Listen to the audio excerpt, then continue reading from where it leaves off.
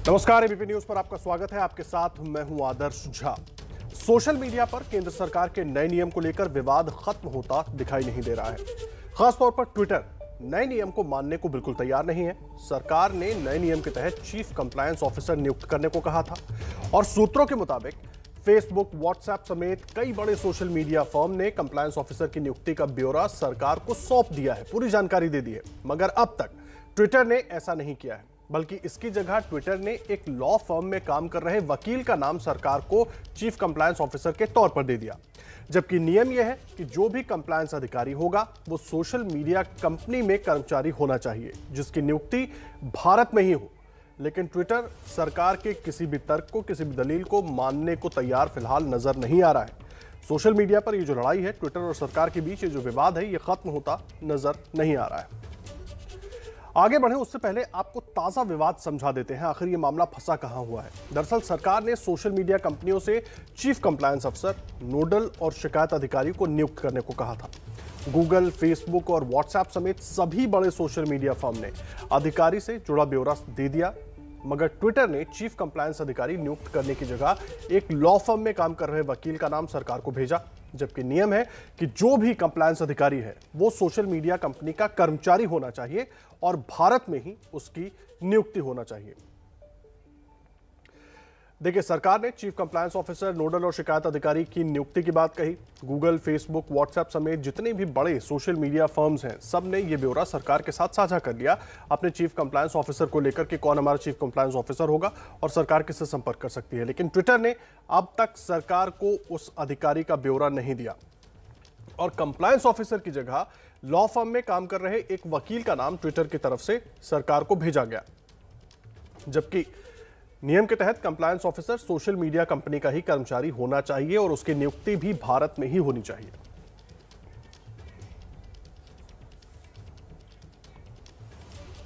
और देखिए, ट्विटर और तमाम नियमों को लेकर क्या कुछ विवाद है सरकार और ट्विटर के बीच, वो पूरी एक रिपोर्ट के जरिए आपको समझाते हैं। और इस रिपोर्ट को देखने के बाद कुछ खास मेहमान भी जुड़ेंगे, उनसे भी बात करेंगे।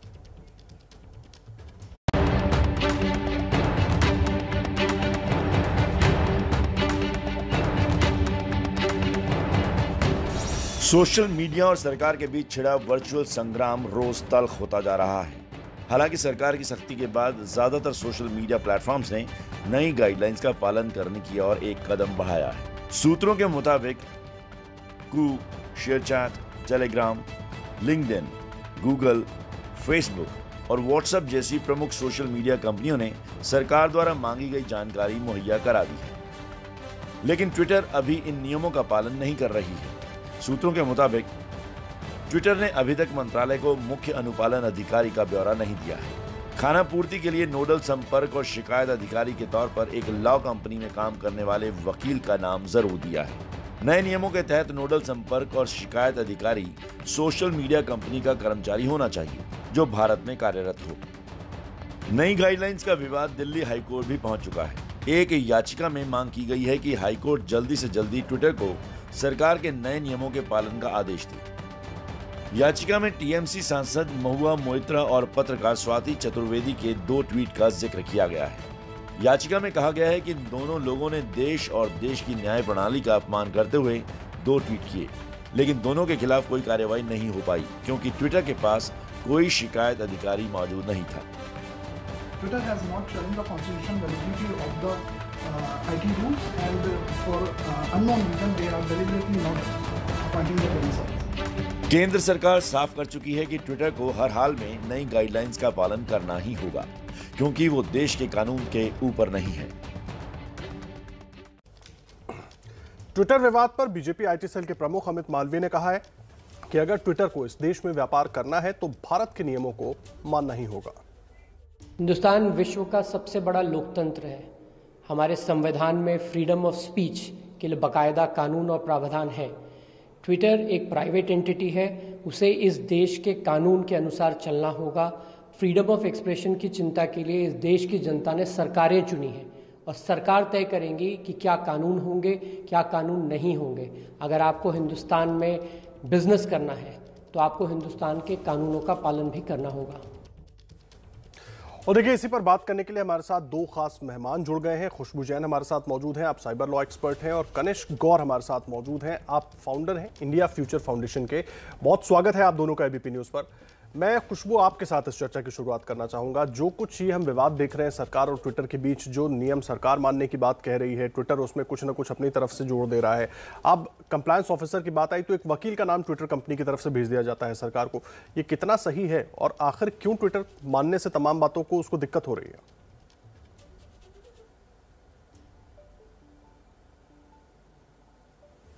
जी, ये बिल्कुल सही नहीं है, बिकॉज़ अगर आप न्यू रूल्स की बात देखें तो न्यू रूल्स में बहुत क्लियरली इस बात को कहा गया है कि आपको जो चीफ कंप्लायंस ऑफिसर है वो आपका एम्प्लॉय होना चाहिए, जो इंडिया में होना चाहिए, जो 24/7 लॉ एनफोर्समेंट एजेंसी से टच में रहे या उनसे कांटेक्ट में रह पाए।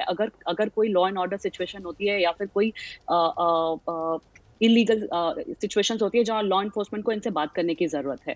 अभी ये क्यों रोका जा रहा है उनकी तरफ से, तो ये बात आती है कि हमारी जो freedom of speech and expression है और जो प्रिवेसी है इसको इन्फ्रिंज होगा।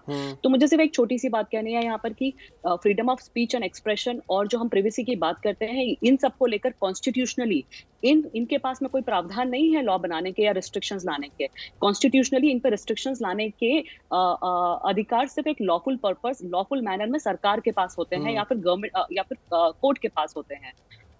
दूसरी बात अगर आप देखेंगे तो ये क्यों ऐसा नहीं कर रहे हैं, बिकॉज अभी अगर जब आप देखेंगे कि जिस तरीके के एक्ट्स ट्विटर पे हो रहे हैं, हम पिछले कुछ समय से देखते आ रहे हैं जिस तरीके की चीजें हो रही है, तो उसके हिसाब से अगर ये भी उस चीज में पार्टी होते हैं या कोई भी आईटी एक्ट के तहत जो भी क्रिमिनल एक्ट है या आईपीसी के तहत कोई भी क्रिमिनल एक्ट है, अगर ये इनमें साथ पाए जाते हैं या इनकी भी इन्वॉल्वमेंट पाई जाती है, तो वो जो चीफ कंप्लायंस ऑफिसर है वो जो है उनके ऊपर एक्शन लिया जाता है। आज अगर हम सिचुएशन देखेंगे तो हमारे पास ट्विटर का कोई इंडिया में ऑफिस नहीं है, हमारे पास में कोई जगह नहीं है जहाँ पे इनके ऊपर एक्शन ली जाए या इनके खिलाफ कुछ बोला जाए या इनसे कनेक्ट किया जाए।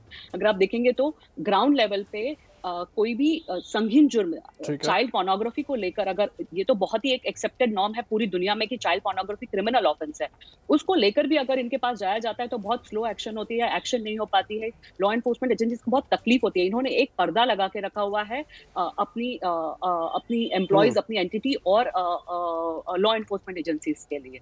ठीक है, आप रहें खुशबू हमारे साथ, आप रहें। कनिष्क गौर भी हमारे साथ जुड़े हुए हैं। कनिष्क, खुशबू इंडिया में रहना है तो यहाँ पे सिर्फ एक इस नॉर्म, मैं आ रहा हूं आपके पास। खुशबू, कनिष्क को भी इस चर्चा में शामिल कर लेते हैं अपने साथ। कनिष्क, आप खुशबू को सुन रहे थे। मेरा बड़ा सीधा पॉइंटेड सवाल है कि ट्विटर को दिक्कत क्या है जब फेसबुक उन चीज़ों को मानने को तैयार हो गया है, व्हाट्सएप उन चीज़ों को मानने को तैयार हो गया है, दुनिया के दूसरे प्लेटफॉर्म्स मानने को तैयार हो गए नियमों को, तो ट्विटर क्यों इस तरह से बिहेव कर रहा है कि वो एक अलग एंटिटी है और हम जो चाहेंगे वही करेंगे?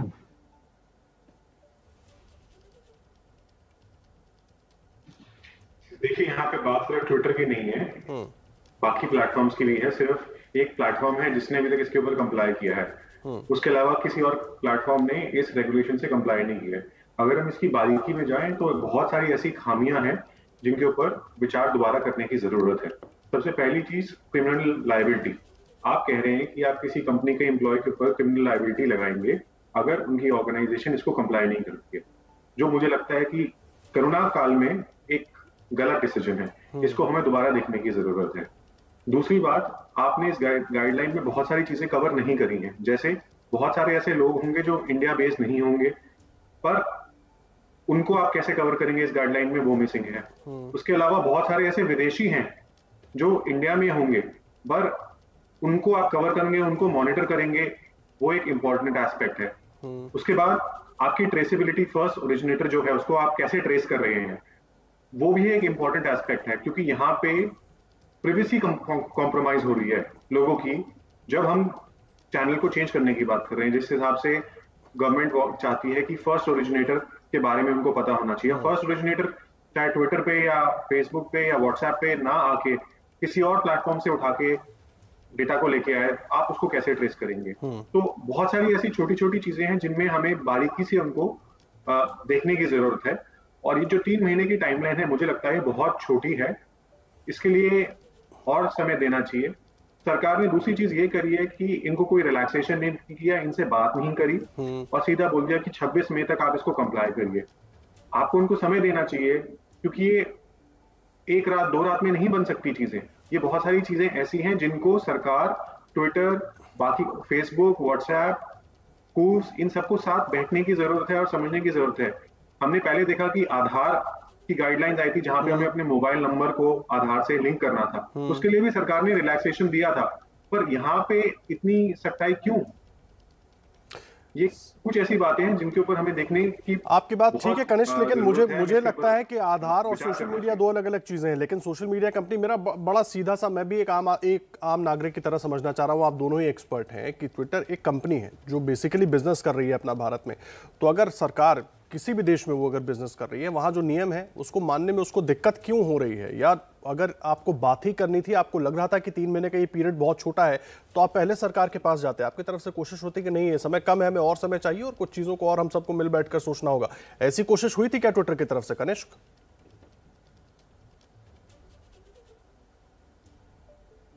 मुझे लगता है बिल्कुल हुई है सर, सिर्फ ट्विटर की तरफ से नहीं, बाकी लोगों की तरफ से भी कोशिश हुई है। पर अगर आप किसी कंपनी के ऑफिस में आप पुलिस भेज देंगे गाइडलाइन से पहले और चीजों के लिए, तो वो तो एक तरह से धमकाना हो गया। तो ये बात भी समझने की जरूरत है कि आप फ्रीडम ऑफ एक्सप्रेशन कंपनीज का कर्व नहीं करिए, बिकॉज ये जो कंपनियां हैं ये हमारे ही विचार को आगे रखती हैं। अब वो किस तरह से रखते हैं, किस हिसाब से होना चाहिए, उसके लिए एक ऑपरेशनल गाइडलाइन या रेगुलेशन बननी चाहिए। अब पहले इस देश में कितनी लॉ एनफोर्समेंट एजेंसीज थी जिनको डेटा शेयर करना था, इस गाइडलाइन के बाद कितनी लॉ एनफोर्समेंट एजेंसीज के साथ डेटा शेयर करना पड़ेगा? उसमें बहुत ज्यादा अंतर है। वो कैसे होगा? 36 घंटे में उसको डेटा को हटाना होगा, जो भी मैसेज है 72 घंटे में उसके ऊपर रिस्पॉन्ड करना होगा। ये ऐसी चीजें रातों रात आप अपने फॉर्मेट्स चेंज नहीं कर सकते हैं, ये बहुत समझने की बात है। और हमारे देश में अभी डेटा प्रोटेक्शन का बिल है नहीं, प्रिवेसी इस गाइडलाइन की वजह से कॉम्प्रोमाइज हो रही है। आप पहले डेटा प्रोटेक्शन का बिल लाइए या एक रेगुलेशन लाइए या एक एंटिटी लाइए जो ट्विटर, फेसबुक, व्हाट्सएप या बाकी जितनी भी टाइप की एंटिटीज हैं उनके साथ काम करेगी। पर इतनी सारी पुलिस की एजेंसीज के साथ वो कोऑर्डिनेट करेंगी तो काम करेंगी कैसे? आधा से ज्यादा टाइम तो उनका टेक डाउन में निकल जाएगा।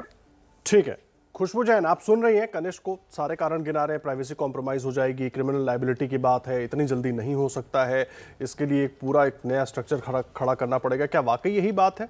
ये सरकार नहीं समझ पा रही है या ट्विटर इंडिया नहीं समझ पा रही है? क्या दिक्कत हो रही है?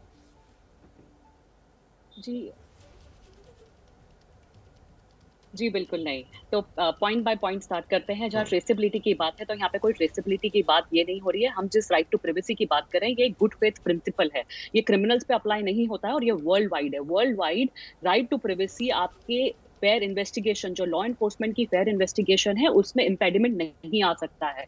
रही बात दूसरी कि यहाँ पे कोई आपको स्नूप नहीं कर रहा है, यहाँ पे गवर्नमेंट के साथ में डेटा शेयर नहीं हो रहा है, राइट टू प्राइवेसी नहीं हो रही है। वहां पर सिर्फ इतना कहा जा रहा है कि कुछ जो संगीन जुर्म है जिनकी सजा 5 साल से ऊपर है, उन केसेस में आप प्लीज जिसने पहला मैसेज भेजा आप हमको उसकी डिटेल दे दे। हम कंटेंट नहीं मांग रहे, हम पूरी चैट नहीं मांग रहे आपसे, हम नहीं बोल रहे उस इंसान की हमें पूरी बैकग्राउंड चैट्स दे दीजिए ताकि हम उसको पढ़ने लगे एज अ लॉ एनफोर्समेंट और एज अ गवर्नमेंट। हम उनसे बोल रहे हैं कि अगर इस चीज से कोई किसी टाइप के संगीन जुर्म हुए और उन जुर्म के बारे में भी बताया है जिनकी 5 साल से ऊपर सजा है, आप उसमें हमें उस ओरिजिनेटर का नाम दे दे। पहली चीज। दूसरी चीज इन्होंने जहां बताई कि इनको थोड़ा समय देना चाहिए था। समय किस चीज के लिए देना चाहिए था? ये तो लॉ ऑफ द लैंड है। आप किसी कंट्री में अगर एग्जिस्ट कर रहे हैं, आप किसी कंट्री में बिजनेस कर रहे हैं, तो आप वहां के नॉर्म्स को मानेंगे, वहां के लॉज को ना मानेंगे। आपको खुद को ये सेल्फ रेगुलेटरी नॉर्म्स को मानने थे। इस हद तक बात आनी नहीं थी कि सरकार को यहाँ पे इंटरफेयर करना पड़े और इस तरीके के प्रावधान लाने पड़े। ये तो आप ही का काम था कि अगर आप किसी भी कंट्री में जाते हैं, ये बहुत नॉर्मल चीज है कि अगर मैं यहाँ से यूएस में जाऊंगी तो मैं वहां के नॉर्म्स को मानूंगी, मैं वहां के लॉज को मानूंगी। मैं उनको ये नहीं बोलूंगी कि अब मुझे आप नया समय दो, और वो समय भी कम है। तो ये तो आपकी गलती थी कि आप इतने समय से यहाँ पर रह रहे हैं, तो आपने जितने अपने सिस्टम चलाए हैं, आपने जितने अपने मैकेनिज्म्स है, आपके जितने पीछे के बैकग्राउंड्स है, आपको उस टेक्नोलॉजी को अब इस देश के तहत बनाना था। और आप सिर्फ इंडिया में ये सारे नॉर्म्स की बात करते हैं कि आप नहीं कंप्लाई कर सकते। जहां आप जाते हैं दूसरी कंट्रीज में, वहां आपके सारे नॉर्म्स कंप्लाई होते हैं। और तीसरी चीज कि क्रिमिनल एक्शन की बात है, तो हम ये कहां से आया? ये प्लेटफॉर्म्स नहीं रहे हैं। आज से 8-10 साल पहले अगर हम बात करते, 8 साल पहले हम बात करते, तो ये प्लेटफॉर्म्स की तरह बिहेव कर रहे थे।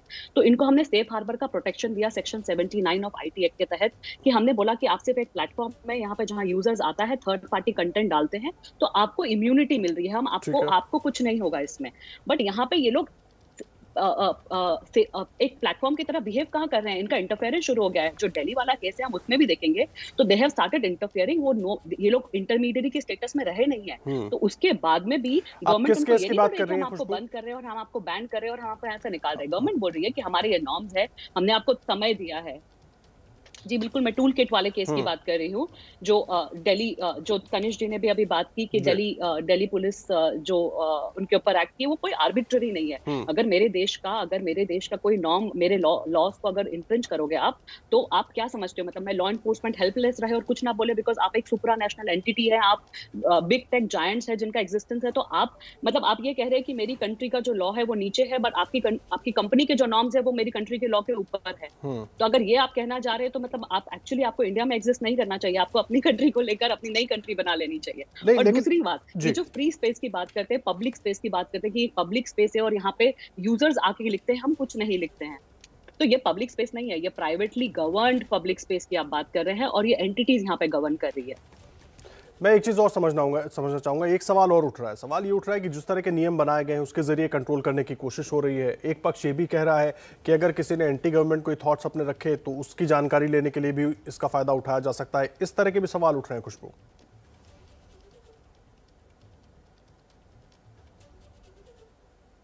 नहीं, तो अगर आप रूल्स को देखेंगे तो रूल्स में तो ऐसा कहीं कोई मेंशन ही नहीं है। जहां ट्रेसेबिलिटी की बात है, जो सेक्शन 4(2) की हम बात कर रहे हैं क्लॉज की, वो तो सिर्फ इतना बोलता है कि फर्स्ट ओरिजिनेटर का नाम बता दे। दूसरे जो चीजें हैं जहां पे हम बात कर रहे हैं, तो हम कुछ स्पेसिफिक कंटेंट बोल रहे हैं जहां पे चाइल्ड पोर्नोग्राफी, जहां पे विमेन के प्राइवेट पार्ट या इनकी चीजें, अगर इस टाइप की चीजें हैं या कुछ बहुत ही एक्सट्रीम क्रिमिनल ऑफेंसेस है, उनमें हम टेक डाउन का प्रावधान बोल रहे हैं। हम नहीं बोल रहे आप हमें पूरा कंटेंट दे दें, हम बोल रहे हैं आप टेक डाउन कर दें।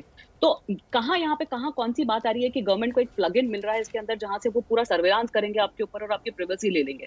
मतलब एक छोटा सा समझने की जरूरत है इस चीज को, जो सबके मन में आ रहा है कि गवर्नमेंट कल से हमें सर्वेलांस करना शुरू कर देगी। सर्वेलांस नहीं कर रही है गवर्नमेंट, जो लॉज ऑलरेडी एग्जिस्ट करते हैं उन लॉ को एनफोर्स करने के लिए हमारे पास कोई मैकेनिज्म नहीं था, बिकॉज ये एंटिटीज एक इस तरीके से बिहेव कर रही थी कि आप हमें कोई डेटा नहीं दे रही थी। अगर मैं एक FBI की रिपोर्ट को यहाँ पे कोट करना चाहूंगी, आई थिंक 2019 की FBI की रिपोर्ट है, उन्हीं के खुद के ऑफिशियल पोर्टल पे डली हुई है, जहां पे उन्होंने बहुत क्लियरली इस चीज को कहा था कि जहां पे चाइल्ड अबडक्शन रिलेटेड ऑफेंसेस है, ये जो सारी एंटिटीज है ये डेटा शेयर नहीं करती है, तो हमें बहुत स्ट्रिक्ट नॉर्म्स लाने की बहुत जरूरत है जहां पे ये एंटिटीज इस तरीके से ना बिहेव करें। उन्होंने एक और चीज बोली वहां पर जो बहुत ही अच्छी बात थी कि जो इनके बिहेवियर पैटर्न्स चल रहे हैं, इन एंटिटीज के जो बिहेवियर पैटर्न्स चल रहे हैं, जिस तरीके से ये शील्ड कर रही है क्रिमिनल्स को, उसमें होता ये है कि ये क्रिमिनल्स पहला एक्ट करते हैं, उसके बाद में बिकॉज इनको एनोनिमिटी, सो कॉल्ड एनोनिमिटी और प्रिवेसी का ये शील्ड करके रख रही है कंपनीज, वो दूसरा क्राइम करना शुरू हो जाते हैं, तीसरा क्राइम करना शुरू हो जाते हैं, जहां पहला क्राइम का भी किसी हद तक किसी एंड तक नहीं पहुंच पाती है लॉ एनफोर्समेंट। तो उसको रोकने की बहुत सख्त जरूरत है यहाँ पर। और फिर से मैं एक बार इस बात को दोहराना चाहूंगी, यहाँ पे सर्विलांस की बात नहीं कर रही है गवर्नमेंट, ये बहुत ही न्यू एज रूल्स लेकर आई है जहाँ पे ये बोल रही है बहुत क्लियरली कि ये जो है ये एक फाइन बैलेंस लेकर आ रहा है। इंडिविजुअल खुशबू, तो सारे पॉइंट्स आपने उठाए हैं, एक बार मैं जल्दी से कनिष्क से जवाब ले लेता हूं। कनिष्क, जितने पॉइंट्स खुशबू ने उठाए हैं वो इशारा कर रहे हैं कि इन चीजों पर काम होना चाहिए, सरकार भी ऐसे ही चाहती है, इसमें दिक्कत क्या है? जल्दी से समझा दीजिए एक बार।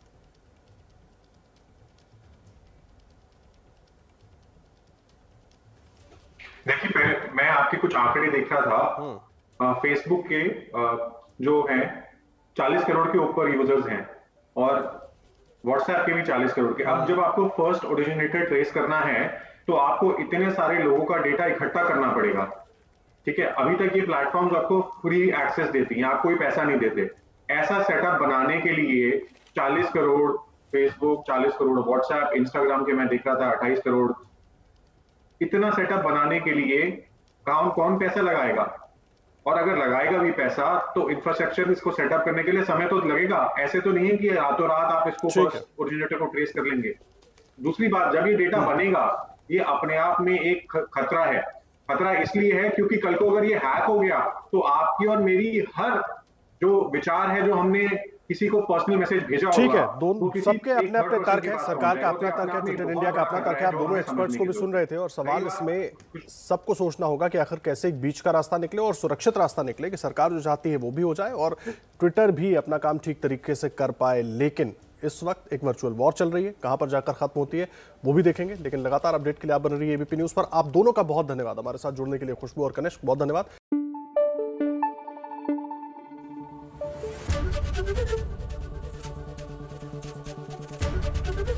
एबीपी न्यूज आपको रखे आगे।